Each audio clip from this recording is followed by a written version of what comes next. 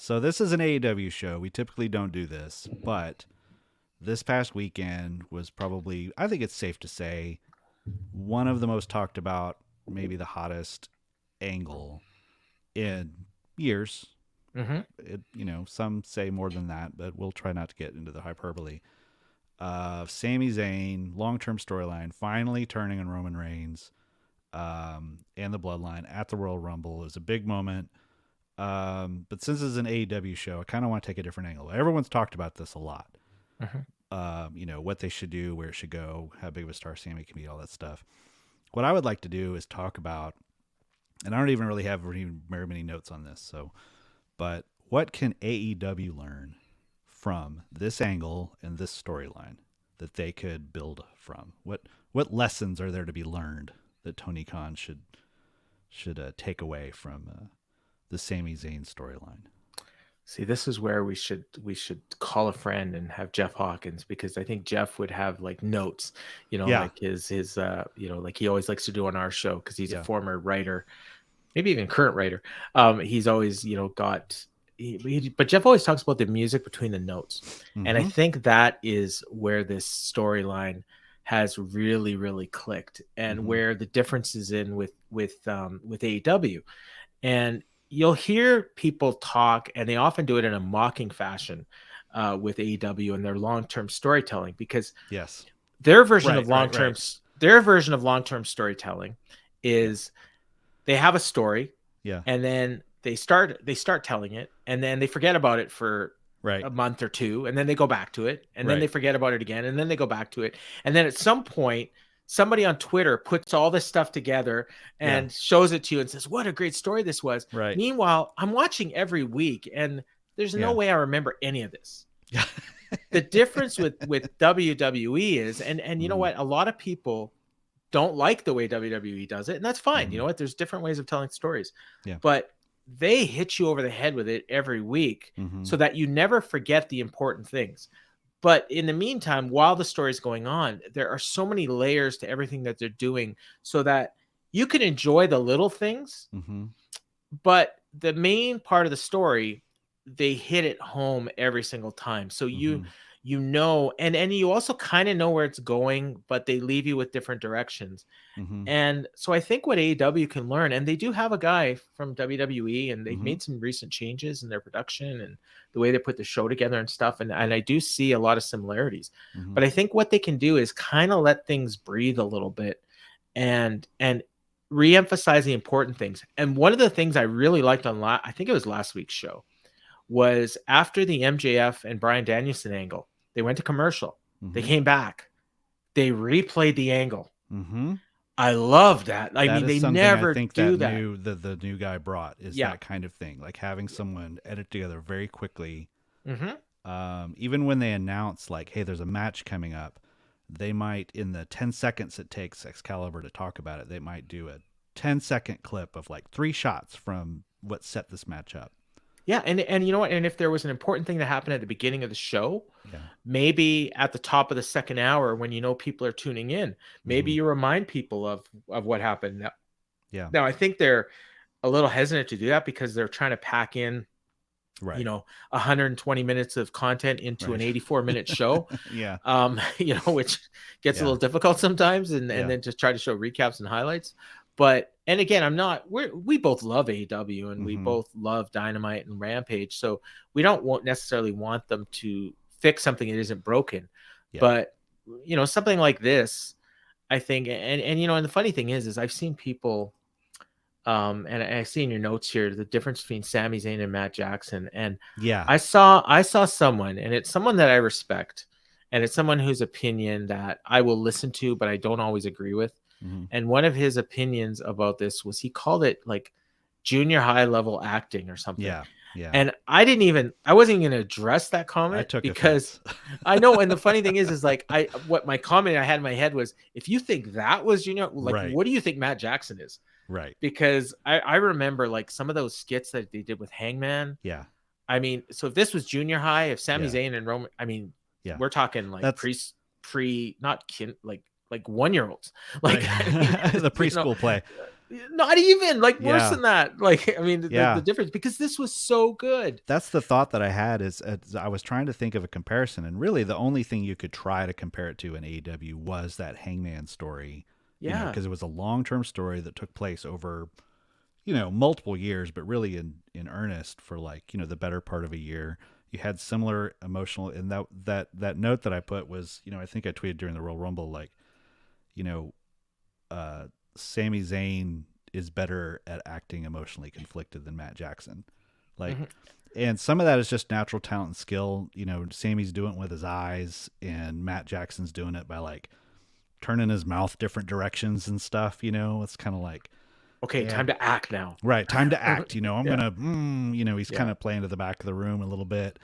Sami Zayn is in a 55,000 seat arena. He's still acting with his eyes because Yeah. he knows that um, number one, his strength is playing a regular person, and number two, he's trusting that the camera is going to get him and put him on that giant screen so that even the people in the back can see it. And the one thing and you said I think you're right. If Jeff were here, he would talk about the music between the notes, and I think that's one of the things is, WWE, and this is current WWE. I would not say this is true a year ago under the Vince rule. Like everything No. you said about staying, but this year when they're not tearing up the scripts every week, that what they're doing is they're making sure that the notes are there, and then trusting the performers to bring the music. And I think what AEW does, or at least when it's the Jacksons involved, when it's the Young Bucks and Kenny and all that, is they don't write the music. They just go out and play. Yeah. And like jam band. Yeah, like jam band. That's another Jeffism. But like, Yeah. they go out there and they try to make the music, but they don't sit down and write down the notes before they go out. And so they're kind of making it. And like you said, sometimes they just forget about things Mm-hmm. and then disappear. We saw just last week, I think, Hangman was talking to Renee and kind of was hinting at like, oh, there's some other people I'd like to make up with, but never mind. Yeah. And meanwhile, like, what was that, 6 months ago? Right. Like, yeah. Like, and so, and then someone's going to come back. Oh, it's long-term storytelling. Long-term storytelling, Yeah. which really is anymore. It's just code for, they forgot about something and now it doesn't make sense. So we're just going to call it long-term storytelling. Yeah. Except I'm sure that's not what they think. But the other thing, like, you talk about Sammy and Mm-hmm. his performance is great.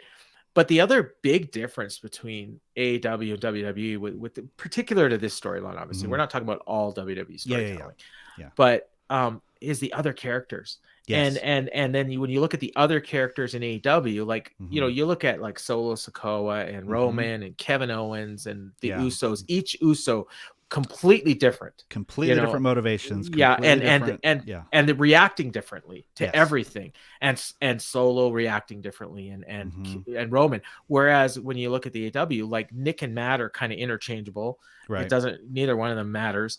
And then you've got the Dark Order in the background, like mugging for Just the camera. goofy. Right. What are their, Yeah. And not adding anything, and in fact taking away. Right. So even if the main guy, Hangman, is acting well, and I remember one particular promo that Hangman did to set up the first Jon Moxley match, or maybe it was the second one. Mm-hmm. I think it was the first one.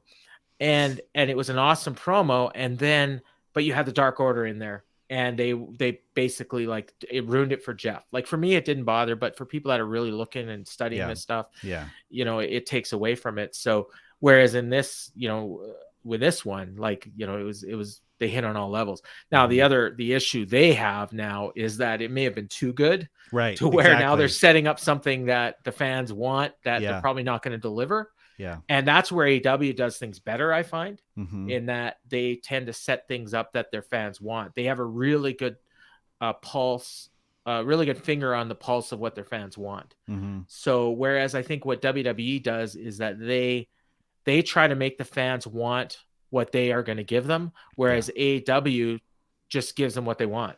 Yeah. Right.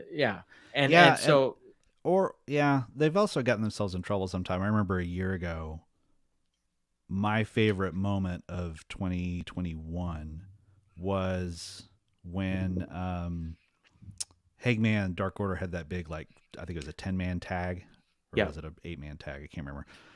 Um, and they did the big entrance. It was like finally Hangman sticking up for himself. The Dark Order is coming in and they're serious for a change. They had that incredible entrance, and and then the Elite come out in their Space Jam stuff. Yeah, I remember that. And then they just lose. Yeah. and there's a certain thing where it's like, okay, you don't, like you said, they're almost over delivering in WWE right now to where it's so successful that now you're questioning whether or not they should even like scrap their WrestleMania plans. Like that's a serious conversation, right? Mm-hmm. But with AEW, it's like they'll go ahead and do that moment. Like if they knew that Hangman wasn't going to be available in 2 weeks, don't build to that moment. Save it. Yeah. Like let him come out and let him lose if you need to write him off for a little while so he can go home. But like, don't give me that moment if you're not gonna, because all it did was just make me less. When Hangman did come back, it was great and it was a good payoff, but it wasn't that peak. Yeah, and I think that's something. I think, I don't know what WWE's doing different. I don't know if they're how well they're coaching these performers and stuff. I mean, it seems like they're so dialed in. I think it's a combination. Like, okay, Jay, in this moment, what are you thinking? I'm thinking this. Okay, great. Play that. Down to even the camera work. I was like pulling some still frames from the thing, and the way they were even composing. You've got Roman in the foreground and Sami standing there in the chair with the background and Jay looking over it, and it's perfectly composed live in the moment. And I think that's something that and like the the little video packages you were talking about and the recaps and stuff like that. I just don't think AEW has the bandwidth right now. I don't think Tony has the mental bandwidth, and I don't think the production team has the manpower to even deliver on that, even if they wanted to right now.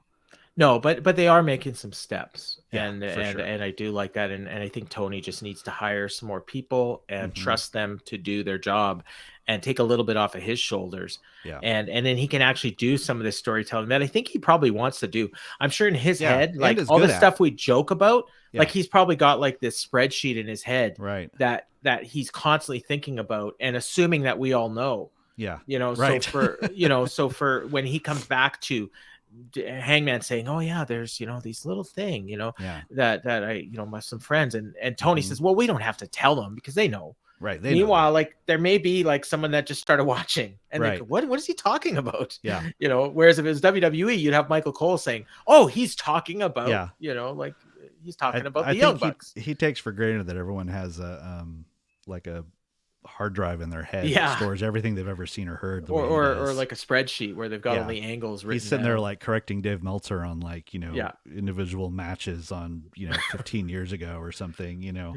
Or he'll talk about, and he's like, in Dynamite 58 from Dayton, right? We had 3 4-star matches, right? And if you recall, in the fourth quarter, it did a 1.2 million viewers in a 3A, and that was one of our best. You're like, okay, dude, yeah, and you just he must be right.